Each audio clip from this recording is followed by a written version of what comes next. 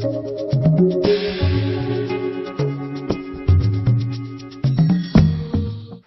Students, आज का जो टॉपिक है बहुत ही इंपॉर्टेंट है। टॉपिक का नाम है revolution of assets and liabilities. ये टॉपिक आपकी चैप्टर नंबर 3 में, चैप्टर नंबर 4 में, चैप्टर नंबर 5 में, सब में काम में आने वाला है। इसलिए इसे आप ये मत समझिएगा कि अभी शुरू हुआ है और अभी थोड़ी देर बाद खत्म हो जाएगा फिर आगे यूज नहीं होगा। ये लास्ट तक चलेगा, इसलिए इसे अच्छे से सीख लें। देखिए स्टूडेंट्स, ये क्या है? Accounting year. क्या है ये? Accounting year. अब स्टूडेंट्स, मान लीजिए ये है 1 जनवरी और मानकर चलिए कि ये 15 मार्च।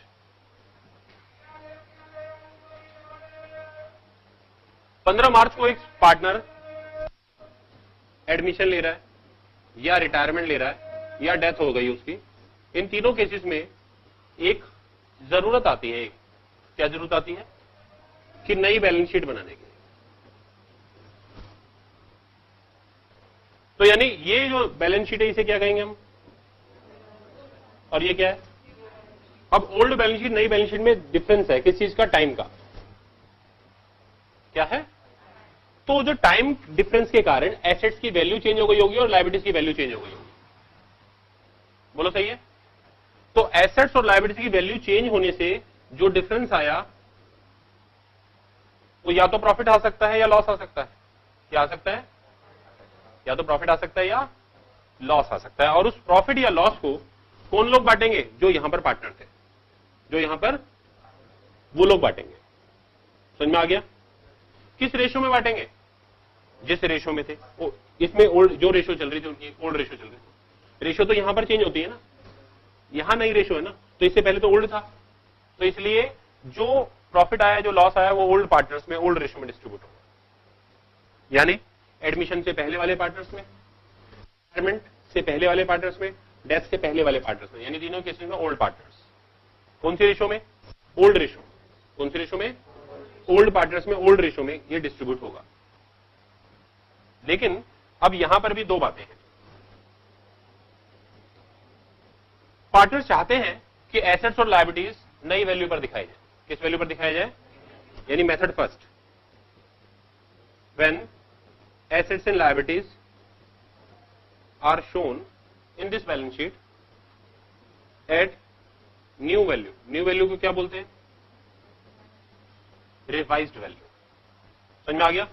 आप सभी स्टूडेंट बाजार से किताबें खरीदते हो, बुक्स में कई बार क्या लिखा होता है? रीप्रिंट। क्या लिखा होता है? कई बार लिखा होता है रिवाइज्ड। तो रीप्रिंट और रिवाइज में क्या फर्क है? प्रिंट का मतलब है जैसा पहला था उस वैसी फोटोकॉपी है ये। यानी अगर एक बुक्स आपने मार्केट में परचेज करी जिस पर 2010 लिखा हुआ है एडिशन और फिर लिखा हुआ है 2014 रीप्रिंट, तो इसका क्या मतलब है? इसका मतलब है जैसी 2010 में थी वैसी 2014 में है। तुम लोग ये सोचकर मत खुश हो कि कुछ नई चीज खरीद रहे हो आप, क्योंकि ये रीप्रिंट है। ये मत सोचो कि तुमने कोई नया खरीदा है। अगर आप पुरानी किताब भी मार्केट से 2010 की ले लोगे तो भी वो वैसी ही रहेगी, क्योंकि दोनों सेम है। पर अगर बुक्स में लिखा हुआ है 2010 एडिशन और फिर मान लो लिखा हुआ है 2014 रिवाइज्ड, तो इसका क्या मतलब है? कि अब ये दोनों डिफरेंस है। यानी अब की बार जो बुक आई है वो रिवाइज्ड है, यानी उसमें कुछ नया है, उसमें कुछ पुराना बदला हुआ है, कुछ नया डाला हुआ है। ये सब ये बातें समझ में आ गई? तो इसीलिए आपको पेपर में लिखा हुआ होगा when assets and liability are shown at revised value, यानी नई वैल्यू पर। यानी वो चाहता है कि बैलेंस शीट में एसेट्स और लायबिलिटी कौन सी कीमतों पर है? नई कीमतों पर है। और दूसरा होगा when assets and liabilities are not revised, मतलब रिवाइज नहीं की, यानी जो ओल्ड बैलेंस शीट में एसेट्स लायबिलिटी थी बैलेंस शीट में रहेंगी।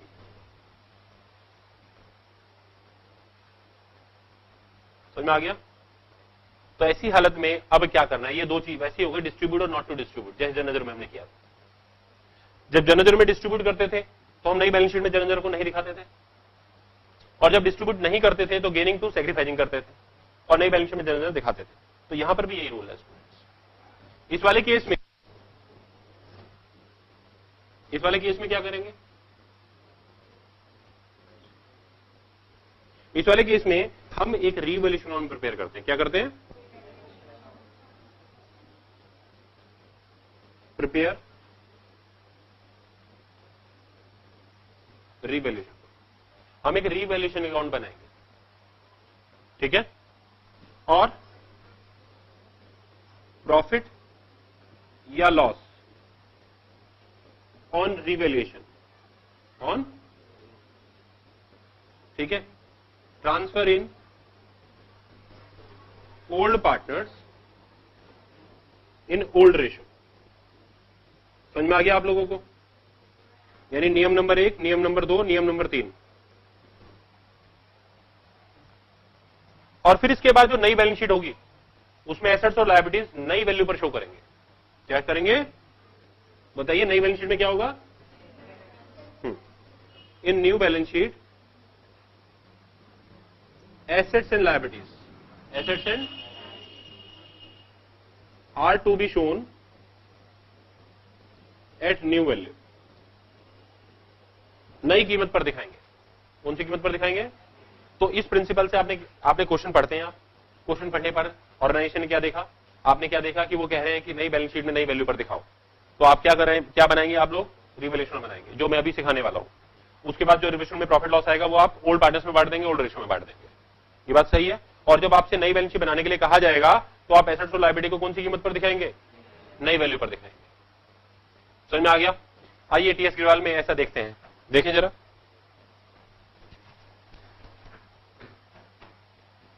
क्वेश्चन नंबर 11, इसमें एसेट्स की पुरानी वैल्यू दे रखी है और नई वैल्यू रिवाइज वैल्यू दे रखी है। मिल गया? बोलो। और सबसे लास्ट में देखो, कहता है pass necessary adjustment entry to be made because of the about change the value assets liability, however old value will continue in the books. Underline करें, old value will continue in the books. जो student उधर देख रहे हैं वो भी अपनी books में अंडरलाइन कर लें। यानी ये कौन सा मेथड चाहता है? ये वाला मेथड। इस मेथड में क्या करते हैं आइए बता देता हूं। इस मेथड में क्या होता है? प्रॉफिट लॉस निकालेंगे लेकिन रिवैल्यूएशन बनाकर नहीं निकालेंगे, ठीक है? वो रफ में निकाल लेंगे। क्या निकाल लेंगे? रफ में। तो इसमें आंसर होगा रूल नंबर 1, डिटरमाइन प्रॉफिट या लॉस, ठीक है, due to change in value of assets and liabilities. Assets और लायबिलिटीज की वैल्यू में जो चेंज आया है उसके कारण जो प्रॉफिट लॉस है उसे निकाल लेंगे, यानी रिवैल्यूएशन रफ में बना लेंगे। क्या बना लेंगे? तो ये प्रॉफिट या लॉस पता लग गया, ठीक है? चेंज किस में आएगा? प्रॉफिट या लॉस में।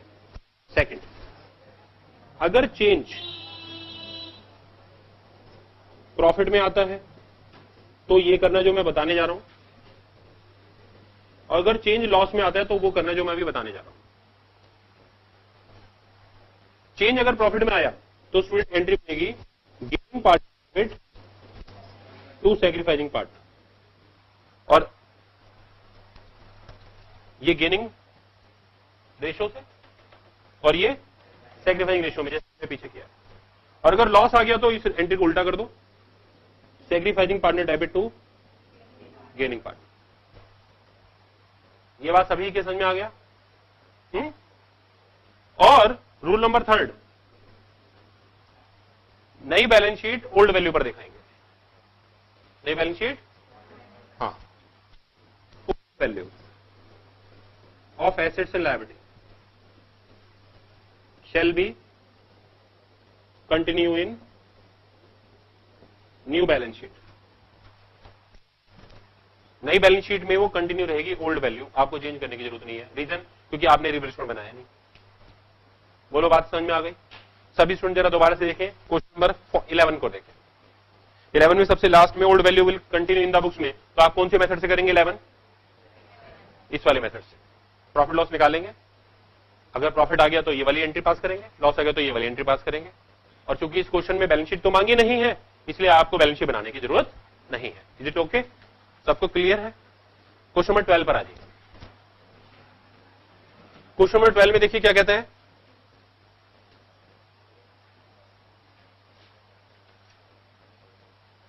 क्वेश्चन नंबर 12 में कोई भी एसेट्स, कोई भी लायबिलिटी रिवाइज ही नहीं हुई है, कोई भी इंफॉर्मेशन नहीं है। तो इसलिए क्वेश्चन नंबर 12 में ये वाला पॉइंट तो है ही नहीं, revaluation of assets and liability वाला पॉइंट है ही नहीं। क्वेश्चन नंबर 13 पर आ जाइए। क्वेश्चन नंबर 13 में देखिए पॉइंट नंबर फर्स्ट, सेकंड और थर्ड है। फिक्स्ड एसेट्स में 10% का डेप्शन लग रहा है, डेटर्स पर 6% का प्रोविजन है, स्टॉक का नया वैल्यू बता दिया है, पुराना वैल्यू ओल्ड बैलेंस शीट में ऊपर गिवन है।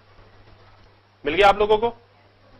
तो अब सामने देखिए, जैसे ही आपने देखा कि एसेट लायबिलिटी की वैल्यू चेंज हो रही है तो आप समझ गए कि ये वाला पॉइंट है।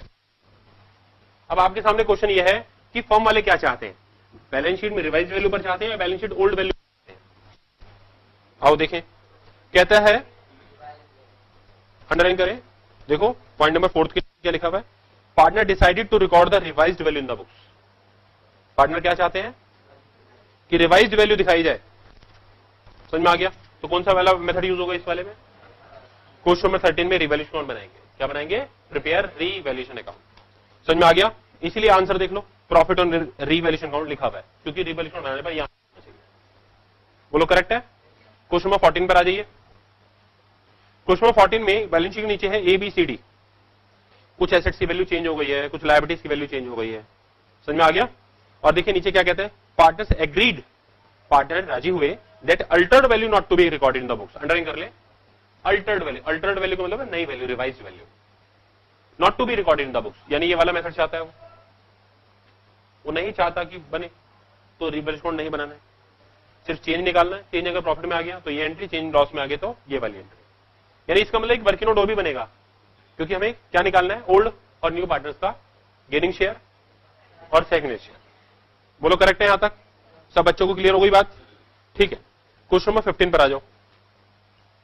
क्वेश्चन नंबर 15 में पॉइंट नंबर बी है, जिसमें मशीनरी स्टॉक यानी एसेट्स और लायबिलिटीज के बारे में बता रहा है, और प्रिपेयर रिवैल्यूएशन खुद ही बोल दिया उसने, यानी वो कौन सा मेथड चाहता है। तो इस मेथड में आप नई बैलेंस शीट बनाएंगे तो आप नई वैल्यू पर दिखाएंगे, क्या? मशीनरी भी और स्टॉक भी। जिनके बारे में कुछ नहीं कह रहा, वो जैसा था वैसा ही रहेगा, जैसा था वैसा ही रहेगा। क्वेश्चन नंबर 16 पर आ जाइए। क्वेश्चन नंबर 16 में पॉइंट नंबर बी और पॉइंट नंबर सी एसेट्स और लायबिलिटीज के बारे में रहेगा। और स्टूडेंट इसमें यू आर रिक्वायर्ड टू लिखा हुआ है, और पॉइंट नंबर फर्स्ट में देखो सबसे लास्ट में क्या लिखा हुआ है, अंडरलाइन कर ले, without opening the revaluation account, यानी रिवैल्यूएशन अकाउंट नहीं बनाना, यानी ये वाला मेथड बनाना। बोलो सही है? बोलो करेक्ट है? ठीक है, अभी स्टूडेंट्स जरा आप लोग आ जाए क्वेश्चन नंबर 11 पर आ जाए। क्वेश्चन नंबर 11 में वो क्या कह रहा है, वो कह रहा है कि XYZ पार्टनर्स हैं, उनकी रेशियो है 5:3:2, और फिर नई रेशियो बता रहा है 4:3:3, और फिर क्या कहता है कि पहले ये बुक वैल्यू थी, अब रिवाइज वैल्यू ये है। फिर नीचे क्या कहता है, pass necessary additional entry to be made because of the about change in the value of assets and liabilities, however old value will continue in the books. तो वो आपसे क्या कह रहा है, वो क्या कह रहा है, वो कह रहा है गारंटी पास करने को। तो गारंटी पास कब करने को, जब एसेट्स और लायबिलिटी का रिवैल्यू हो रहा है। वो आपसे गारंटी पास करने के लिए कह रहा है, कब कह रहा है वो, जब ओल्ड बैलेंस शीट से नई बैलेंस शीट की तरफ जा रहे हैं। तो आप अपने आप से बात कर रहे हैं। आपको याद आ रही है मेरी आज वाली क्लास एग्जामिनेशन हॉल के अंदर, आपको याद आ रहा है कि सर ने बताया था कि जब नई बैलेंस शीट बनाए, लायबिलिटी नई वैल्यू पर दिखानी है, ओल्ड वैल्यू पर, ये अपने आप में इंपॉर्टेंट होता है। तो आपको याद आएगा कि ये देखना है कि वो न्यू वैल्यू चाहता है या ओल्ड वैल्यू चाहता है। तो आपने क्वेश्चन में पढ़ लिया, वो कहता है they do not want to continue their new value, वो ओल्ड वैल्यू को ही कंटिन्यू करना चाहते हैं। तो इसका मतलब आपको याद आ गया कि इसका मतलब सबसे पहले मुझे वर्किंग नोट बनाना है गेनिंग पार्टनर का और सैक्रिफाइसिंग पार्टनर। पहला वर्किंग नोट बनाना है, उसके बाद मुझे चेंज निकालना है। क्या निकालना है? चेंज। चेंज जो है दो तरीके से आ सकता है, या लॉस है। अगर प्रॉफिट आया तो ये एंट्री करनी है, आपको याद आ गया, सर ने बताया था, और लॉस आया तो ये एंट्री करनी है, आपको याद आ गया। समझ में आ गया आप लोगों को? तो आइए मैं 11th क्वेश्चन आपको सामने करके दिखाता हूं। जरा इधर आ रहा है क्या, इधर कंप्लीट आ रहा है? हाँ हाँ, अच्छा।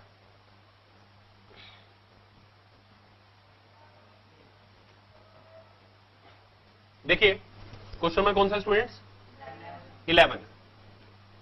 सबसे पहले मुझे क्या करना है, पार्टनर्स के नाम देखने, नाम है XYZ, X Y और Z। ऊपर हेडिंग क्या लिखानी है,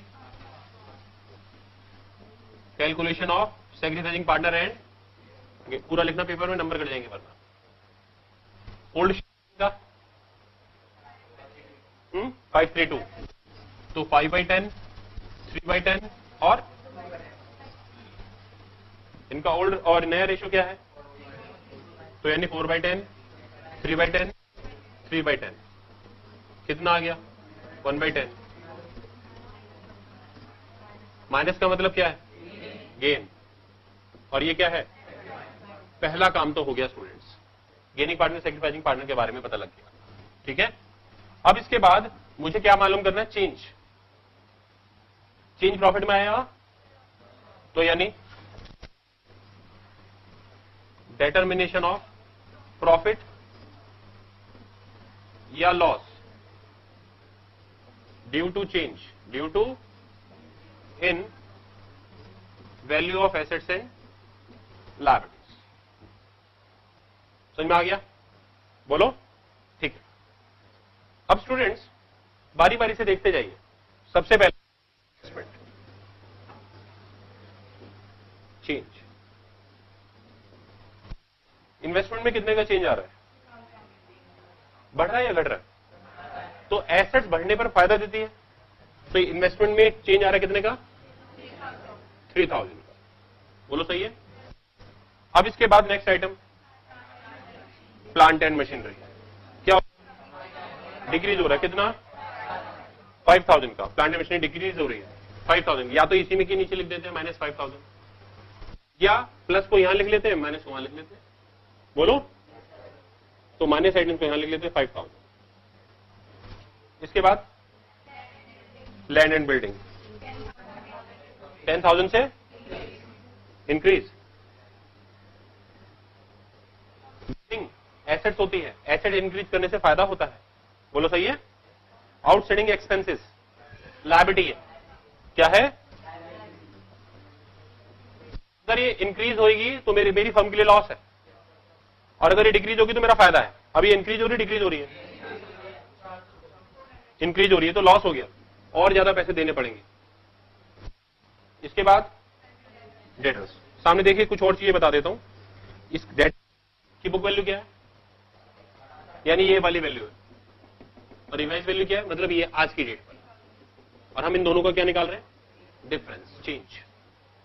तो डेटर्स कितने का डिफरेंस है, डिक्रीज, डेटर्स कम हो रहे हैं, लॉस हो गया हमारे लिए, क्योंकि अब हमें मार्केट से पैसे कम मिलेंगे। इसके बाद क्रेडिटर्स, क्रेडिटर्स क्या हो रहा है, डिक्रीज हो रहा है, तो अब मुझे 70, यहां मुझे 70,000 रुपए पेमेंट करना, अब 60 देना, तो मेरा तो फायदा हो गया। समझ में आ गया आप लोगों को। तो ऐसी हालत में जरा देखें, ये 15,400 और ये, तो बताइए मुझे प्रॉफिट हो रहा है, लॉस हो रहा है, प्रॉफिट हो रहा है, तो यानी profit due to change, due to कितना हो गया, सही है। उधर गारंटी में गेनिंग पार्टनर डेबिट टू, तो आप गारंटी बना देंगे students, gaining partner Z, sacrificing कौन है, बोलो सही है, बोलो। और अब सभी स्टूडेंट जरा सामने देखें, अब आप क्या लिखना है, बहुत आसान है, ये चेंज निकाला है ना इसे, तो कितना था 1/10, तो 7,600 का 1/10 और 7,600 का 1/10, क्योंकि उसका भी 1/10 है, गारंटी बन गई। ठीक है, नरेशन क्या होगी, being adjustment between sacrificing partner and gaining partner, क्यों, due to change in value of assets and liabilities. ये बात सबकी समझ में आ गई। अभी अभी हमने 11वां क्वेश्चन कंप्लीट कर लिया है, और उससे पहले 11वें की जो कॉन्सेप्ट है वो बता दिया आप लोगों को। अभी नहीं सिखाया है रिवेल स्टूडेंट बनाना, अभी सिखा दूंगा, बोलो करेक्ट है, आप इसे कॉपी कर लीजिए।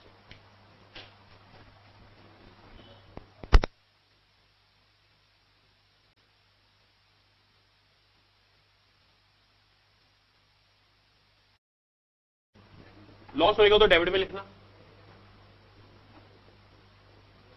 ठीक है, और गेन होगा तो क्रेडिट में लिखना। अब बताओ लॉस कब होता है, एसेट्स के मामले में, एसेट्स के मामले में, जब एसेट्स इंक्रीज हो या डिक्रीज हो, तो यानी टू डिक्रीज इन एसेट यहां पर आनी है और बाई इंक्रीज इन एसेट्स यहां आनी है। बोलो करेक्ट हो गया? आपको क्लियर आ गई? लेकिन याद रखिए मैंने बोला डिक्रीज। डिक्रीज क्या होता है? डिक्रीज क्या होता है? Old value new value?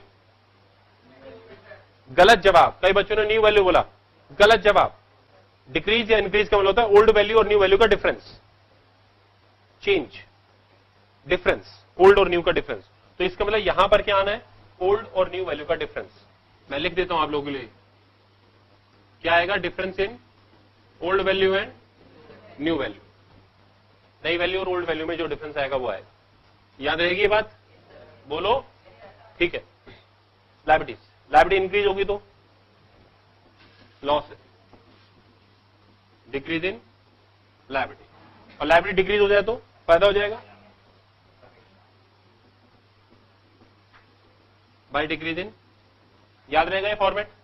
एक और छोटी सी बात, ओल्ड बैलेंस शीट में लायबिलिटी नहीं थी, नई बैलेंस शीट में लायबिलिटी पैदा हो गई, तो इसे बोलते हैं अनरिकॉर्डेड। क्या बोलते हैं? लायबिलिटी। ओल्ड बैलेंस शीट में लायबिलिटी नहीं थी और नई बैलेंस शीट में लायबिलिटी पैदा हो गई, इसे बोलते हैं unrecorded liability. Old balance sheet में एसेट नहीं थी, नई बैलेंस शीट में एसेट पैदा हो गई, तो इसे क्या बोलते हैं? Unrecorded assets. तो अनरिकॉर्डेड एसेट्स क्या है? तो अनरिकॉर्डेड एसेट यहां आएगी स्टूडेंट्स, और अनरिकॉर्डेड एसेट लायबिलिटी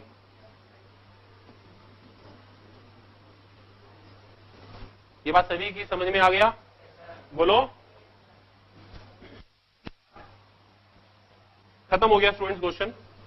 अगर ये सरप्लस साइड ज्यादा है तो ऐसी हालत में अगर डिफरेंस यहां आया तो इसे क्या कहेंगे? प्रॉफिट। और डिफरेंस अगर यहां आया तो इसे क्या कहेंगे? लॉस। समझ में आ गया? बोलो। अब इसी क्वेश्चन में अगर रिवैल्यूएशन बनाना होता तो कैसे बनाता है? ये मैं इधर के साइड में बनाता हूं। देखो आप रिवैल्यूएशन अकाउंट बनाते, इधर देखिए इन्वेस्टमेंट बढ़ रहा है, यहां है तब बाई कितना? प्लांट एंड मशीन डाउन हो रहा है, 2 प्लांट एंड, ठीक है, कितना? लैंड एंड बिल्डिंग इंक्रीज हो रहा है, कितना? ये दोनों यहां क्यों आए? क्योंकि इंक्रीज इन एसेट्स क्रेडिट में आएगी, तो इसलिए मैंने यहां लिखा। आउटस्टैंडिंग एक्सपेंसेस क्या हो रहे हैं? कितने से? तो लायबिलिटी इंक्रीज होगी तो कहां आएगा? तो 2 आउटस्टैंडिंग एक्सपेंसेस, कितना? फिर इसके बाद डेटर्स, क्या आउटस्टैंडिंग एक्सपेंसेस? 400 थे। फिर इसके बाद डेटर्स क्या हो रहे हैं? एसेट्स अगर डिक्रीज होगी कहां थी? डेबिट में, तो 2 कितना? 10,000। इसके बाद क्रेडिटर्स इंक्रीज हो रहे हैं, लायबिलिटी डिक्रीज होगी तो कहां आएगा?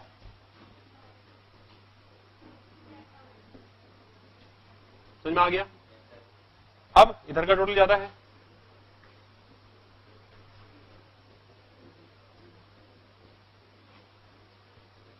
टू प्रॉफिट ट्रांसफर टू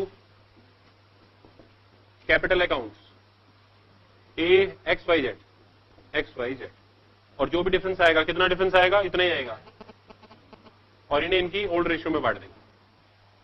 पर 11th क्वेश्चन में ये नहीं बनाना था क्योंकि उन्होंने मना कर दिया था। समझ में आ गया? पर अगर बनाना होता तो ऐसे बनता, और इसे बनने का मतलब ये है, स्टूडेंट इधर आ जाओ, रिविजन बनाना आ गया, ये फर्स्ट और सेकंड दोनों एक साथ, क्योंकि प्रॉफिट अपने आप ही आ जाएगा इसे क्लोज करने का, तो ये सिंगल एक्शन है ना कि डबल एक्शन है, ठीक है? और फिर प्रॉफिट हो गया या लॉस हो गया, जो भी है वो पार्टनर्स में बढ़ जाएगा ओल्ड रेशियो में, तो ये प्रॉफिट आया तो इधर, लॉस आया तो इधर। और नई बैलेंस शीट में आप इन्वेस्टमेंट कितने की दिखाएंगे? 3,000 इंक्रीज करके, लैंड एंड बिल्डिंग 10,000 इंक्रीज करके, क्रेडिटर्स 10,000 डिक्रीज करके, प्लांट एंड मशीनरी 5,000 डिक्रीज करके, आउटस्टैंडिंग एक्सपेंसेस 400 इंक्रीज करके, डेटर्स 10,000 डिक्रीज करके, और कैपिटल एक्स में जितना पैसा इसमें से मिलने वाला है वो पूरा उन्हें मिल जाएगा, वाई में और जेड में। दोनों में डिफरेंस क्या आया? दोनों मेथड्स में, दोनों मेथड्स में डिफरेंस, पहला डिफरेंस तो ये है कि यहां पे पूरा 7600 डिस्ट्रीब्यूट होता है। क्या होता है? यहां पूरा टोटल चेंज, और यहां पर चेंज का सेक्रीफाइसिंग और गेनिंग का प्रोपोर्शनेट। समझ में आ गया? दूसरा डिफरेंस, यहां पर एसेट्स लायबिलिटी ओल्ड वैल्यू पर रहती हैं और यहां पर एसेट्स और लायबिलिटी न्यू वैल्यू पर आ जाएंगे बैलेंस शीट में। ये बेसिक डिफरेंस है। समझ में आ गया? इसे भी कॉपी कर लीजिए।